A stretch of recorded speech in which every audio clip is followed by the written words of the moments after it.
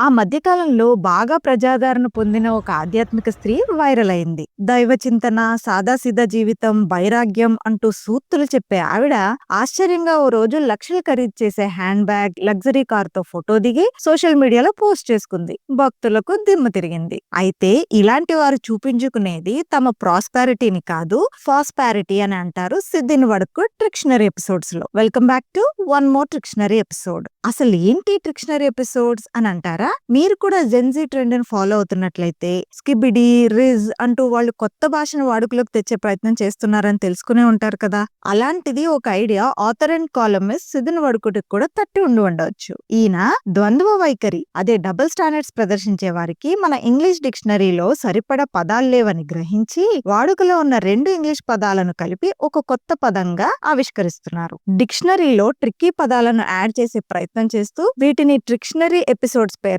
అప్పుడప్పుడు the Hindu Sunday magazine లో ప్రచురిస్తున్నారు. ఈ పదాలను సరదా కోసమే ఆవిష్కరిస్తున్నా వాటిని అవసరమైనప్పుడు వాడుకలో పెట్టుకోవడం కూడా తప్పులేదు. అదన్నమాట మ్యాటర్. మరి మన ప్రాస్పారిటీకి అర్థం తెలుసుకుందాం పదండి. ఇంగ్లీష్ లో సంపదను ప్రాస్పారిటీ అంటారు కదా. PROSPERITY spelling. FAUX ఒక ఫ్రెంచ్ పదం. స్పెల్లింగ్ లో ఎక్స్ ఉన్నా దాన్ని ఫా అని పలుకుతారు. ఈ పదానికి అర్థం ఫాల్స్, అబద్ధం, అసత్యం అని. ఫా plus prosperity is equal to ఫాస్పారిటీ. ఒకే క్షణంలో తమ ఔన్నత్యాన్ని, సాధారణ జీవితాన్ని చాటుకుంటూనే తమ సంపదను చూపించుకోవడాన్ని ప్రాస్పారిటీ అని కాకుండా ఫాస్పారిటీ అని అనమంటున్నారు మన ట్రిక్షనరీ వర్డ్ సృష్టికర్త సిద్ధిని వడుకుడు. ఇంతకీ వీడియో స్టార్టింగ్ లో చెప్పింది ఎవరి గురించో మీరు కనిపెట్టేశారా లేదా? కామెంట్స్ లో చెప్పండి. Follow for more.